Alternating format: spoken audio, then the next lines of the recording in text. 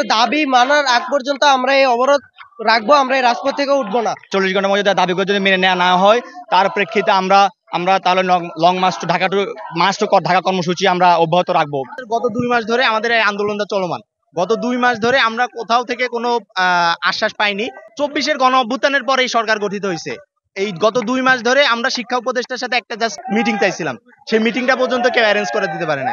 আমরা যে বাংলাদেশে বাস করি বা যে কোনো একটা রাষ্ট্রের কোয়ালিটি এডুকেশন নামে একটা বেসিক নিড থাকার কথা, এবং এই বেসিক নিডটা রাষ্ট্র থেকেই পূরণ করার কথা। বসুন্ধরা ডায়াপেন্ট এখন আরো উন্নত। এই হট এয়ার থ্রো টপশিট দ্রুত শোষণ করে সোনামণিকে দেয় কোমল অনুভূতি। কিন্তু আমরা এই কোয়ালিটি এডুকেশনটা পাচ্ছি না। আমরা ঢাকা বিশ্ববিদ্যালয়ের অধিভুক্তি থেকে এবং কারিগরি শিক্ষা বোর্ডের অধিভুক্তি থেকে বের হতে যাচ্ছি।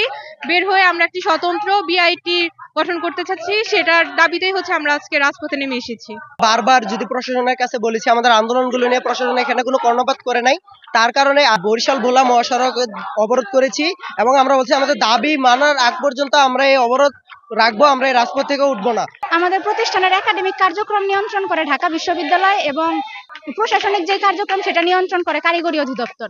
তো এই দুইটা প্রতিষ্ঠানের টানাপোড়েনে আমরা অনেক সমস্যার মুখে পড়েছি। 40 ঘন্টার মধ্যে দাবিগুলো যদি মেনে নেওয়া না হয়, তার প্রেক্ষিতে আমরা তাহলে লং মার্চ টু ঢাকা কর্মসূচি আমরা অব্যাহত রাখবো।